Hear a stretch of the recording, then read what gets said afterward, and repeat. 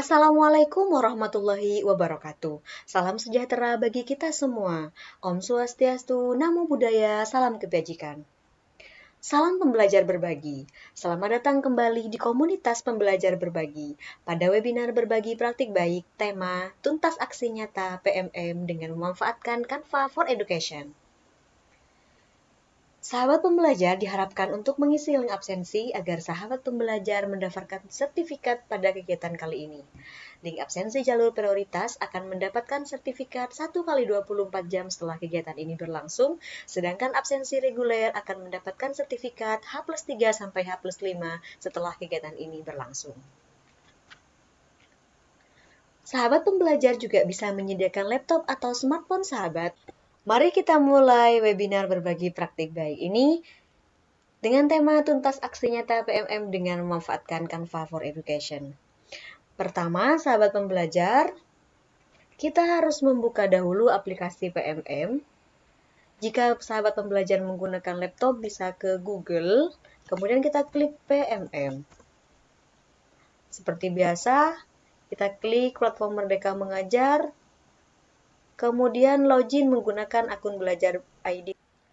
Karena di sini sudah login, sahabat pembelajar, maka kita ke pelatihan mandiri. Kita klik pelatihan mandiri, kemudian ke bagian topik. Nah, di sini banyak sekali topik-topik yang sahabat pembelajar bisa pelajari. Nah, bagi pemula, sahabat bisa memilih topik yang pertama, yaitu kurikulum merdeka. Nah, ini diklik yang kurikulum merdeka. Setelah itu, sahabat, di sini muncul yang namanya modul 1 dan modul 2, kemudian baru ada aksi nyata. Nah, sahabat pembelajar bisa melakukan aksi nyata ketika modul 1 dan modul 2 sudah terselesaikan ya sahabat. Bagaimana cara menyelesaikannya? Kita klik pelajari materi di modul 1. Nah, di modul 1 juga terdapat beberapa topik. Di sini sahabat klik tentang kurikulum. Apa itu kurikulum? Nah, di sini akan muncul video yang pertama tentang apa itu kurikulum yang berisikan 4 komponen dalam kurikulum, yakni tujuan, konten, metode, cara, evaluasi. Nah, sahabat pembelajar bisa menonton ya. Oke, setelah sahabat pembelajar mempelajari video ini, maka kita close, kemudian lanjut ke mengapa kurikulum perlu dirubah. Sama dengan yang tadi, kita pelajari juga. Oke, jika sudah ditonton sampai selesai, sahabat pembelajar bisa kembali kemudian ke mengapa kurikulum perlu diadaptasi. Nah, ini juga ditonton, dipelajari sahabat pembelajar sampai selesai. Nah, oke, jika sudah selesai, kemudian kita kembali. Di sini sudah centang hijau, centang hijau, centang hijau, artinya ini sudah kita sahabat pembelajar laksanakan. Kemudian kita ke latihan pemahaman. Nah, di sini ada beberapa pertanyaan yang sahabat pembelajar harus isikan berdasarkan dari modul yang telah sahabat pembelajar pelajari sebelumnya. Pertama, hal yang sepatutnya menjadi acuan untuk utama kurikulum adalah oke, kita pilih yang murid, kemudian kita jawab, ternyata benar, kita lanjutkan. Ke pertanyaan kedua, apa sifat kurikulum? Rigid, berubah-ubah, dinamis atau pakem? Kita pilih yang dinamis. Kemudian kita jawab, oke, benar lagi. Lanjut, faktor apa saja yang bisa mempengaruhi adaptasi kurikulum? Jawabannya misalkan ini geografi. Kemudian kita jawab, oke, benar, dan lanjut. Nah, jika sudah menjawab latihan pemahaman, sahabat pembelajar akan diarahkan kembali ke materi. Oke, setelah itu ini sudah proyek kita sudah selesai sahabat pembelajar. Kita lanjut ke cerita reflektif. Nah, di cerita reflektif ini sahabat pembelajar mengisikan refleksi Anda berdasarkan pertanyaan yang ada di atasnya. Jika dibandingkan saat ibu dan bapak guru menjadi murid dahulu dan murid-murid sekarang, hal apa saja yang berbeda? Nah, refleksi yang sahabat pembelajar isikan di sini minimal 50 karakter ya sahabat. Kita isikan refleksi kita.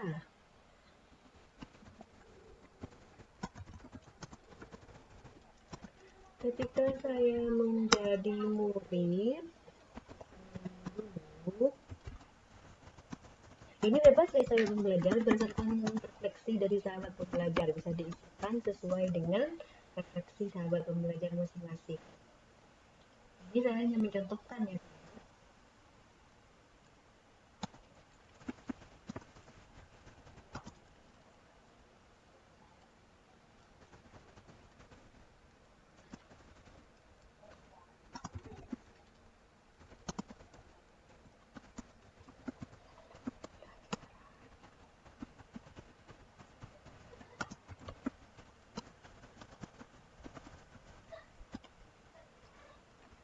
Oke, jika sudah, kemudian kita klik simpan. Nah, di sini sudah centang hijau juga, sahabat pembelajar. Berarti modul ini sudah kita selesai pelajari. Apakah sudah? Masih belum, sahabat. Kita lanjut ke kurikulum dalam pembelajaran. Sama dengan langkah yang tadi, kita pilih dan kita pelajari video ini sampai tuntas. Oke, jika sudah dipelajari sampai tuntas, sahabat pembelajar, seperti biasa kita close lagi, kemudian kita diarahkan ke latihan pemahaman. Oke, di latihan pemahaman ini soalnya hanya satu ya sahabat. Oke, di dalam penerapan kurikulum operasional satuan pendidikan terdapat komponen yang dapat kita kaji secara berkala dalam kurikulum waktu tertentu. Visi dan misi tidak termasuk di dalam komponen tersebut. Pernyataan di atas benar atau salah? Jawabannya salah. Oke, kita coba jawab ya. Nah, benar ternyata. Kita lanjut dan kembali ke materi. Oke, sama dengan sebelumnya, ketika setelah selesai mempelajari materi, ada latihan pemahaman, kemudian ke refleksi lagi, sahabat pembelajar. Setelah mempelajari materi ini, hal apa yang paling semangat ingin Ibu dan Bapak Guru coba? Seperti yang tadi, aturannya refleksi ini minimal 50 karakter ya sahabat. Kita coba isikan. Oke.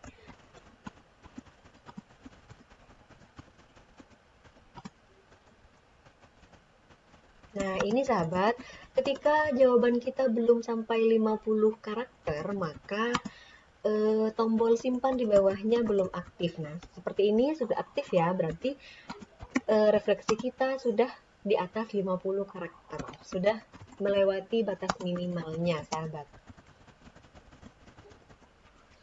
Oke, jika sudah, kita simpan. Kita lihat di sini sudah centang hijau semua ya sahabat, maka kita lanjut ke kerjakan post-test. Mulai kerjakan post-test, perlu diingat sahabat pembelajar, dalam mengerjakan post-test ini harus benar-benar hati-hati dan benar semua. Karena kenapa? Ketika ada satu jawaban yang salah, maka akan kembali lagi ini centang hijaunya akan hilang. Ini akan kuning dan kita harus mempelajarinya kembali, latihan pemahaman juga demikian. Nah, oke, kita ke kerjakan post-test, mulai kerjakan post-test, kemudian kurikulum dapat dimaknai sebagai segala sesuatu yang dipelajari murid. Benar, kita klik jawaban kita, kemudian selanjutnya. Apakah ini harus berurutan sahabat pembelajar? Tidak, sahabat pembelajar misalkan di sini mulai kebingungan jawabannya, mau mencari soal yang lain bisa diklik yang di bawahnya. Oke, seperti itu ya sahabat pembelajar. Kita jawab semuanya. Pernyataan yang tepat mengenai perubahan kurikulum adalah kurikulum diubah untuk memberikan tantangan yang lebih besar bagi murid. B. Perubahan kurikulum merupakan semata-mata tuntutan kepada kebutuhan industri, kemudian kurikulum diubah untuk memenuhi kebutuhan murid terhadap perubahan zaman. Perubahan kurikulum harus mengacu pada pendidikan negara maju. Jawabannya C ya sahabat pembelajar. Kemudian, alasan utama mengapa sekolah perlu melakukan adaptasi terhadap kurikulum dari pemerintah adalah A. Tidak semua guru memiliki kompetensi yang dibutuhkan. Setiap satuan pendidikan memiliki karakteristik yang berbeda. Kurikulum yang dilakukan oleh pusat masih perlu pengembangan. Guru membutuhkan kurikulum yang dapat lebih dipahami dan diperiliskan sekolah. Oke, jawabannya yang B ya sahabat. Kita klik selanjutnya. Bu Sondang mengajar di sebuah sekolah di daerah pegunungan dan perkebunan. Murid di kelasnya sedang mempelajari berbagai cara pengawetan makanan. Pada buku paket, Bu Sondang mendapati latihan yang harus dikerjakan murid adalah melakukan pengawetan ikan dengan penggaraman. Hal yang sebaiknya dilakukan Bu Sondang adalah meminta murid untuk mengerjakan latihan sesuai yang terdapat pada buku paket, melewati bagian pelatihan tersebut dan melanjutkan ke materi berikutnya, mengajak murid untuk melakukan pengawetan dengan teknik penggaraman pada makanan hewan lainnya, kemudian mengajak murid untuk melakukan berbagai teknik pengawetan buah atau sayuran yang ada di daerahnya. Oke, kita pilih yang D ya, karena sesuai karakteristik ya, sesuai geografis sekolah. Selanjutnya, sebagai salah satu kepala sekolah di daerah tertinggal, Bu Solihat mendapatkan kesempatan untuk mengikuti kunjungan ke sebuah sekolah di luar negeri. Beliau melihat materi pelajaran di sana lebih tinggi daripada di Indonesia. Beliau berkesimpulan bahwa negara tersebut bisa jauh lebih maju dari Indonesia karena materi pembelajarannya lebih tinggi. Saat kembali ke sekolahnya, Bu Solihat menyampaikan hal tersebut kepada seluruh guru dan meminta guru untuk menaikkan level materi pembelajaran yang diberikan kepada murid. Ia berharap murid-muridnya akan dapat lebih maju dan bersaing dengan murid dari sekolah lain. Pendapat yang tepat mengenai hal yang dilakukan oleh Bu Solihah di atas adalah yang A. Hal tersebut tepat dilakukan karena negara maju patut menjadi contoh. Hal tersebut tidak tepat dilakukan karena lebih cocok diterapkan terlebih dahulu di sekolah perkotaan. Hal tersebut akan berhasil meningkatkan kompetensi dan daya saing murid di sekolahnya. Atau yang D. Hal tersebut dapat dilakukan dengan tetap memperhatikan karakteristik dan kebutuhan murid ini. Oke, di video ini sudah diulang-ulang ya sahabat.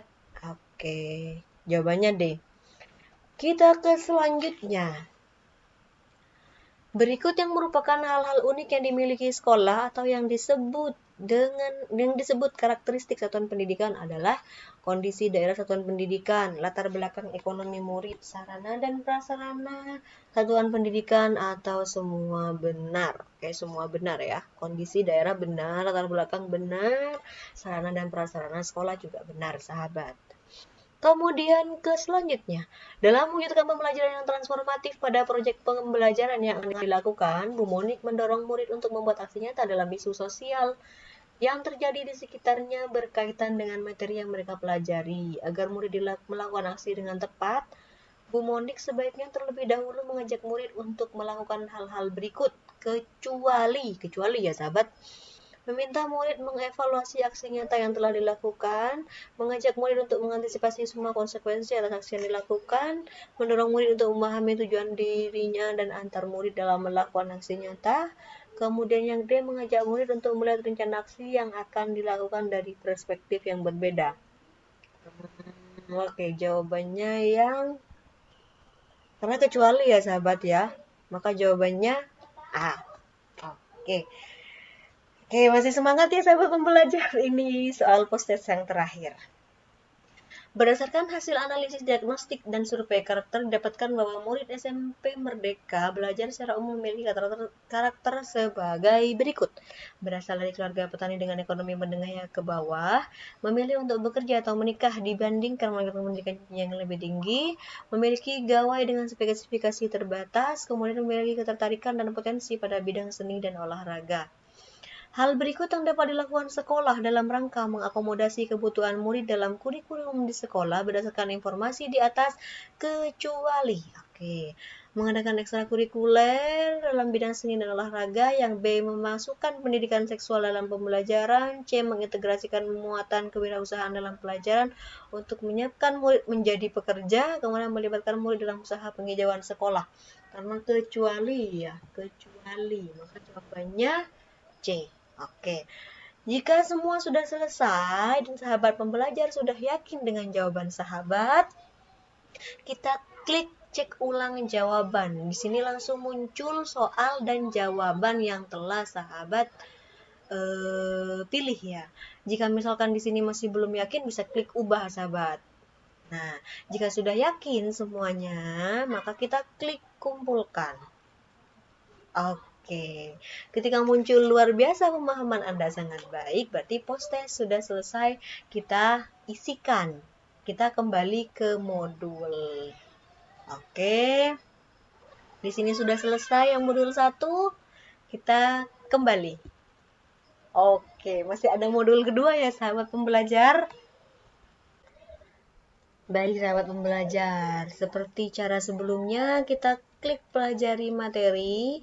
Kemudian di sini ada submodul yang harus kita pelajari. Prinsip umum pembelajaran, kita klik. Nah, ini kita tonton sampai tuntas ya untuk mempelajarinya.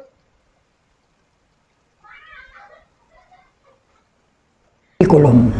Nah, Jika sudah selesai dipelajari, kita ke latihan pemahaman. Berikut yang tidak termasuk prinsip pembelajaran yang berpihak pada murid adalah mempertimbangkan kebutuhan capaian pembelajar murid, bangun kapasitas belajar murid menjadi pembelajar sepanjang hayat, mendukung perkembangan kognitif dan karakter murid, dan mengusahakan seluruh materi selesai diajarkan dalam 1 tahun ajaran. Yang tidak termasuk ya sahabat. Oke. Kita pilih yang mengusahakan seluruh materi, kita klik jawab dan lanjut. Kemudian kembali ke materi. Nah, beruntung di sini hanya satu ya sahabat. Kemudian kita ke refleksi. Sama dengan peraturan sebelumnya, minimal 50 karakter atas jawaban dari Ibu dan Bapak Guru. Ceritakan yuk tentang waktu favorit bersama murid ketika sedang melakukan apa. Sahabat pembelajar bisa diisikan di situ sesuai dengan pengalaman. Coba contohkan.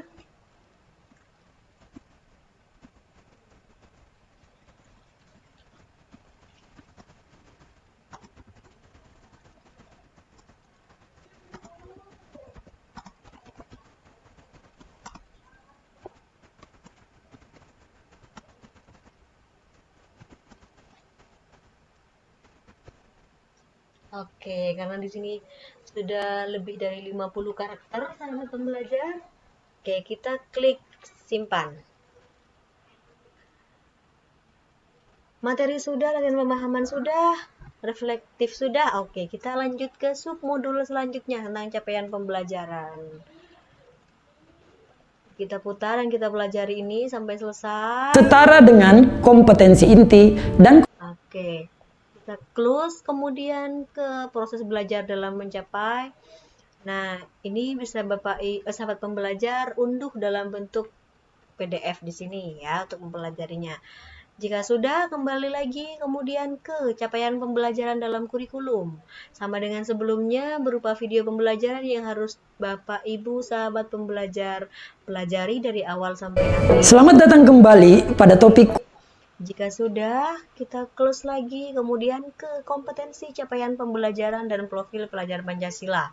Di sini sahabat pembelajar bisa pelajari lagi dari awal sampai akhir. Dengan kredit atau cicil. Oke. Jika sudah, kita close lagi, kemudian ke latihan pemahaman. Sebagai acuan pembelajaran, capaian pembelajaran diturunkan menjadi modul ajar, ATP, TP, RPP.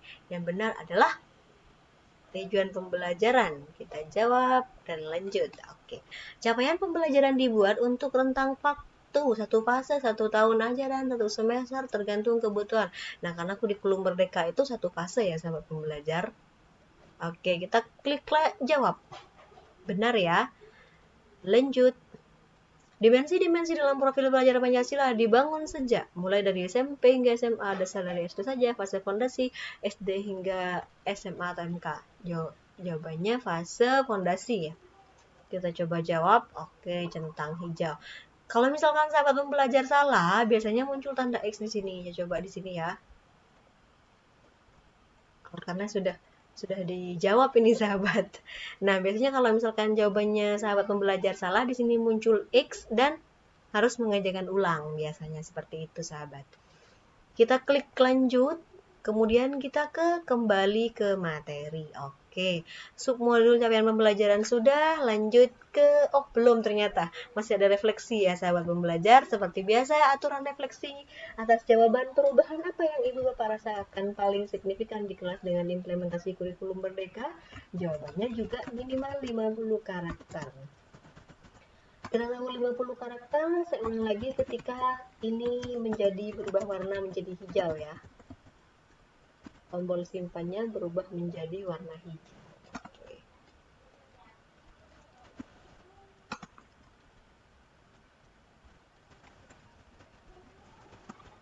Kita coba jawab perubahan dalam strategi pembelajaran yang berorientasi pada murid. Oke. Seperti apa ya? Oke, seperti pembelajaran berdiferensiasi. Oke. Jika sudah jawaban sahabat pembelajar sudah diisikan di bagian refleksi, kita klik simpan. Baik sahabat pembelajar, di sini submodul ini sudah, submodul yang kedua sudah. Oke, kita ke submodul yang struktur pembelajaran dengan paradigma baru. Kita klik ini. Seperti biasa kita pelajari videonya dari awal sampai akhir. Jika sudah, kemudian di close, kemudian ke latihan pemahaman. Oke. Dalam kurikulum prototipe, kurikulum merdeka, terdapat program yang memberikan pembelajaran kontekstual dan mengasah kemampuan berpikir murid.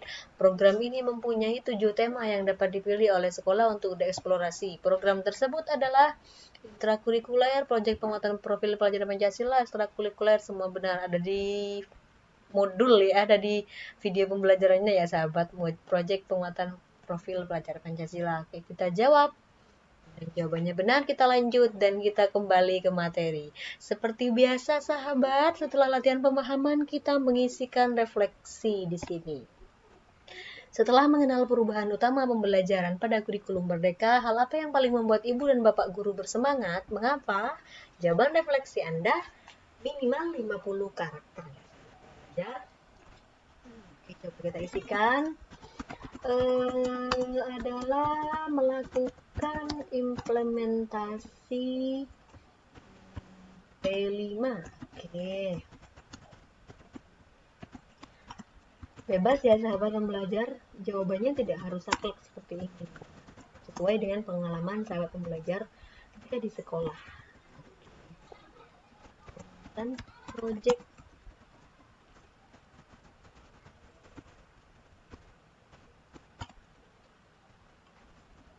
Oke, ini saja sudah sampai 50 karakter ya sahabat. Jadi kita bisa simpan. Oke, kita lihat semua sudah centang hijau, hijau, hijau, hijau, hijau. Oke, kita ke kerjakan post test. Harus benar semua ya sahabat. Kita mulai kerjakan post test. Ada 8 pertanyaan untuk memberikan wawasan dan gambaran yang kontekstual mengenai peran murid SMP Merdeka Belajar pada masa yang akan datang. Pak Ardianto bekerja sama dengan sebuah partai politik dalam mengadakan proyek pembelajaran berbasis pelayanan masyarakat. Apakah hal yang dilakukan oleh Pak Ardianto tersebut tepat? Tepat, karena pembelajaran dengan paradigma baru mendorong murid untuk belajar secara kontekstual. Tidak tepat. Seharusnya dapat memilih komunitas lain yang netral, tepat karena sekolah merdeka untuk melibatkan pihak manapun dalam menyelenggarakan pembelajaran. Tidak tepat karena kegiatan tersebut lebih cocok diterapkan pada murid SMA atau SMK. Kita pilih yang ini ya sahabat ya. Proyek penguatan profil pelajar Pancasila dilaksanakan dengan alokasi waktu sendiri atau terpisah dari alokasi waktu intrakurikuler. Jawabannya benar ya sahabat. Oke.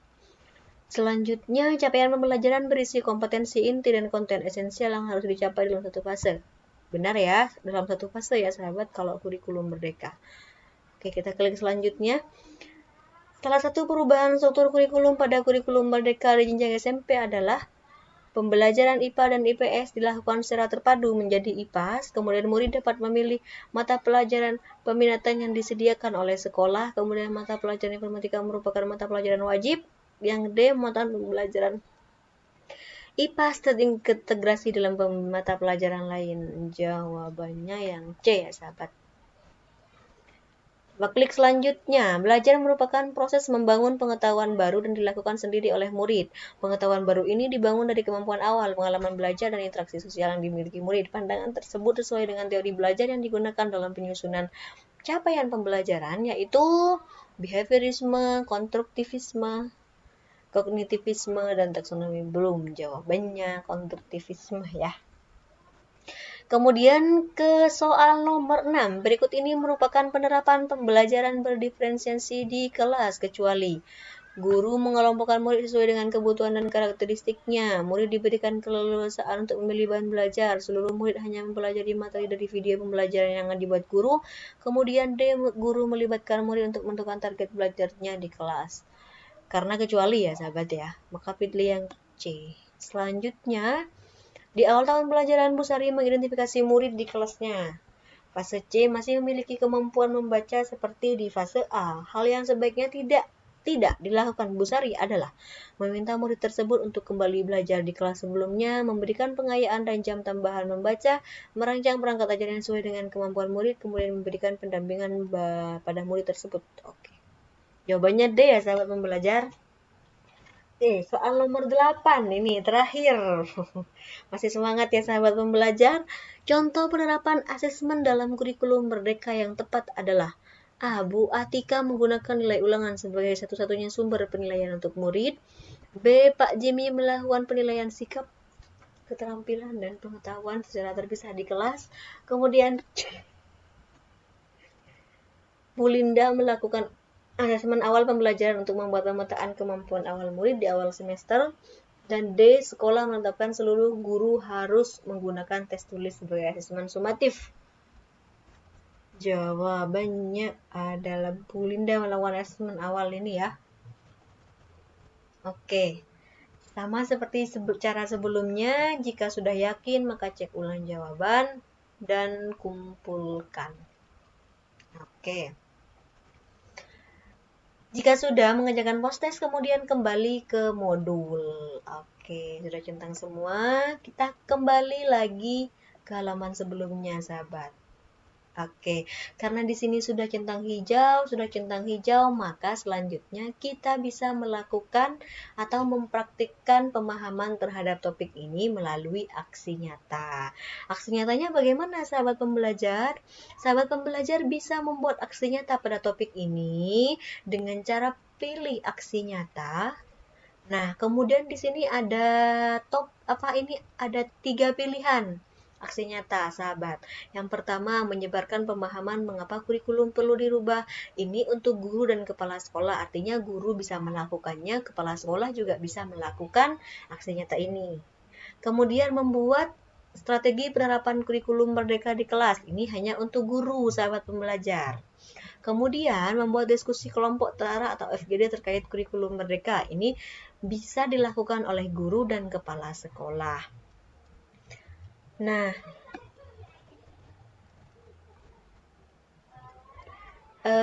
kami merekomendasikan yang paling mudah sahabat pembelajar laksanakan itu yang ini ya, menyebarkan pemahaman mengapa kurikulum perlu berubah. Nah, apa isinya? Kalau ingin kita tahu apa yang harus kita lakukan, maka kita pilih ini. Dan selanjutnya, nah di sini berisikan aksi nyata, praktikan aksi nyatanya, kita klik selengkapnya. Rancanglah rencana penyebaran pemahaman kurikulum perlu berubah kepada sasaran yang menurut Anda perlu memahami konsep ini. Boleh rekan guru, boleh melibatkan orang tua, boleh juga menggunakan murid dan sebagainya. Kemudian komunikasikan pemahaman Anda tentang kurikulum dan mengapa kurikulum perlu berubah kepada sasaran tersebut. Nah, sasarannya ini, pemahamannya ini boleh disampaikan melalui ragam media, boleh melalui presentasi, boleh video, boleh poster atau booklet, lagu, puisi, dan lain-lain dengan cara yang efektif. Nah, setelah sahabat pembelajar melakukan penyebaran pemahaman atau istilahnya sosialisasi ya, nah, di situ sahabat pembelajar meminta refleksi atau umpan balik dari peserta sasaran sahabat pembelajar. Misalkan sasarannya guru rekan sejawat di satuan pendidikan sahabat pembelajar, maka guru-guru yang menjadi sasaran atau sasaran sosialisasi tersebut diberikan umpan balik tentang pelaksanaan penyebaran pemahaman dari sahabat pembelajar. Nah, jangan lupa juga untuk mengambil foto dokumentasi ketika kegiatan itu berlangsung. Setelah itu, unggah bukti dalam satu dokumen Satu dokumen ini berisikan dokumentasi kegiatan, kemudian paparannya, materinya, kemudian juga umpan baliknya atau hasil refleksinya ya sahabat pembelajar. Oke, berarti yang kita butuhkan materi, kemudian dokumentasi, kemudian umpan balik. Perlu di garis bawahi, aksi nyata dapat dilakukan secara kolaborasi. Namun, pendidik harus menuliskan refleksi atau deskripsinya masing-masing sesuai dengan peran dan pengalaman yang didapatkan saat melakukan aksi nyata. Refleksi personal adalah bagian penting dari proses pembelajaran. Oke, ketika sudah mempelajari panduan ini, kemudian kita close ya. Nah, saat ini kita lanjut ke membuat materinya. Baik sahabat pembelajar, sampai di sini dulu webinar berbagi praktik baik tuntas aksi nyata PMM dengan memanfaatkan Canva for Education part 1. Sampai jumpa di webinar berbagi praktik baik part 2. Kami ingatkan kembali kepada sahabat pembelajar untuk mengisi link absensi pada kolom deskripsi di bawah untuk mendapatkan sertifikat dari kegiatan ini. Bagi yang mengisi absensi jalur prioritas akan mendapatkan sertifikat 1 kali 24 jam setelah kegiatan ini berlangsung, sedangkan absensi reguler akan mendapatkan sertifikat H+3 sampai dengan H+5 setelah kegiatan ini berlangsung. Jangan lupa like, subscribe, dan share. Salam pembelajar berbagi.